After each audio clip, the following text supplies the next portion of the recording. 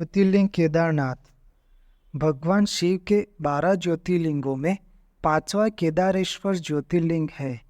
वह ज्योतिर्लिंग उत्तराखंड राज्य में हिमालय की घाटियों में केदारनाथ में स्थित है। यहाँ स्थित स्वयंभू शिवलिंग अति प्राचीन है। ये मंदिर उत्तराखंड के चारों धामों में शामिल है। भगवान शिव के इस धाम का इतिहास भगवान विष्णु के अवतार नर नारायण, पांडव और आदि गुरु शंकराचार्य से जुड़ा हुआ है। ये मंदिर हिमालय में स्थित होने के कारण वह शीत ऋतु के समय करीब 6 महीने तक बंद रहता है और ग्रीष्म ऋतु में भक्तों के लिए भगवान शिव के कपाट खुलते हैं। केदारनाथ में हाल में ज्योतिर्लिंग है, वह अर्ध ज्योतिर्लिंग है और इसे नेपाल स्थित पशुपतिनाथ मंदिर की शिवलिंग पूर्ण बनाती है।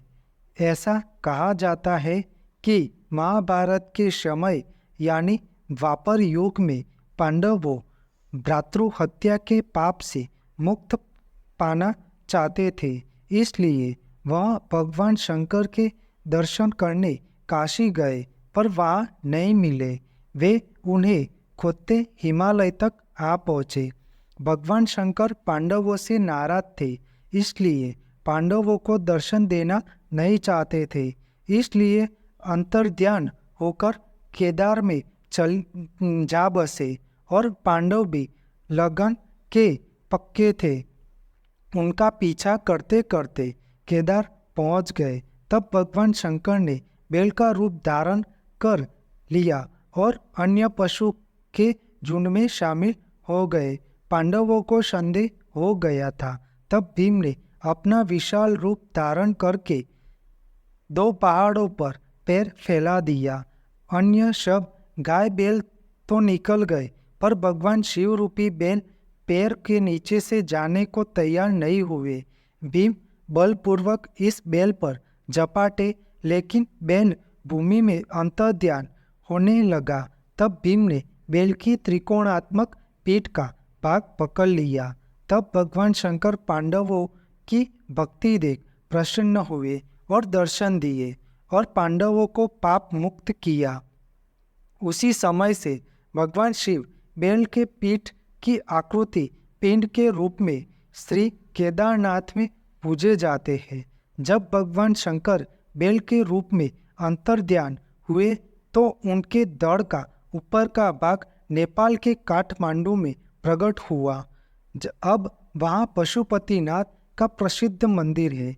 शिव की भुजाएं तुंगनाथ में, मुख रुद्रनाथ में, नाभि महामहेश्वर में और जटा कल्पेश्वर में प्रकट हुए, इसलिए इन चारों स्थान सहित श्री केदारनाथ को पंच केदार कहा जाता है।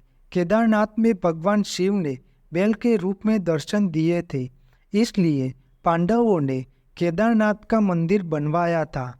लेकिन ठंडा और बर्फीला स्थान होने की वजह से यह बना हुआ मंदिर और शिवलिंग दोनों ही बर्फ के नीचे दब गए थे। केदारनाथ मंदिर का निर्माण पांडव राजा जन्मेजय ने करवाया था। वर्तमान में 8वीं और 9वीं सदी में आदि गुरु शंकराचार्य ने इस मंदिर का जीर्णोद्धार करवाया था। यह मंदिर समुद्र तल से करीब 3583 मीटर की ऊंचाई पर है। केदारनाथ मंदिर एक ऊंचे चबूतरे जैसे स्थान पर बना हुआ है। मंदिर के मुख्य भाग मंडप और गर्भगृह के चारों ओर परिक्रमा पथ है। गर्भगृह की दीवारों पर सुंदर आकर्षक फूलों और कलाकृति को उभर कर सजाया गया है। मंदिर के बाहर परिसर में भगवान शिव के वाहन नंदी विराजमान है।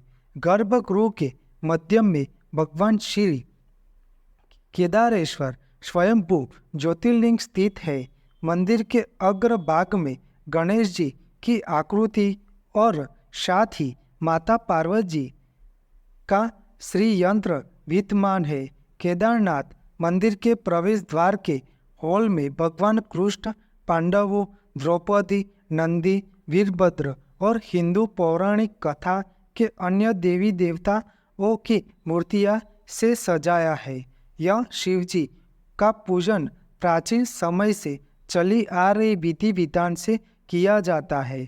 भगवान शिव के ज्योतिर्लिंग को स्नान कराया जाता है। बाद में शुद्ध घी का लेपन किया जाता है। इसके बाद धूप दीप आदि पूजन सामग्री से भगवान शिव की आरती की जाती है और शाम को विशेष श्रृंगार किया जाता है।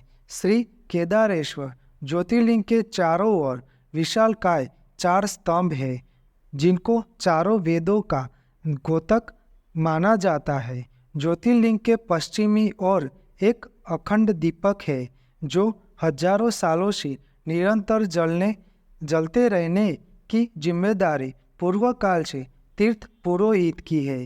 केदारनाथ धाम से जुड़ी कई मान्यताएं प्रचलित है। शिव पुराण में कोटि रुद्र संहिता में लिखा है कि पुराने समय में बद्रीवन में भगवान विष्णु के अवतार नर नारायण पार्थिव शिवलिंग बनाकर भगवान शिव की पूजा अर्चना करते थे। नर नारायण की भक्ति से प्रसन्न होकर भगवान शिव प्रकट हुए और वरदान मांगने को कहा। तब नर नारायण ने यह वरदान मांगा कि प्रभु आप सदा के लिए यहाँ स्वयं विराजमान हो। तब से यह भगवान शिव के रूप में यहाँ केदारेश्वर ज्योतिर्लिंग के स्वरूप में स्थित है। अब वर्तमान काल में जलेरीने के साथ साथ गर्भगृह की दीवार और मंदिर के सभी दरवाजे को अपने तीर्थ पुरोहितों की प्रेरणा से दानी दाता द्वारा चांदी की करवाई है। इसके गर्भगृह की अटारी पर सोने का मूलमा चढ़ाया है। केदारनाथ की बड़ी महिमा है। जो व्यक्ति केदारनाथ के दर्शन किए बिना बद्रीनाथ की यात्रा करता है तो उसकी यात्रा निष्फल जाती है और केदारनाथ सहित नर नारायण मूर्ति के दर्शन का फल समस्त पापों के नाश पूर्वक जीवन की मुक्ति की प्राप्ति बताया गया है। आपको मेरी यह माहिती अच्छी लगी हो तो मेरी चैनल को लाइक, शेयर, कमेंट और सब्सक्राइब करें और बेल आइकन को दबाना ना भूलें। जय स्वामीनारायण।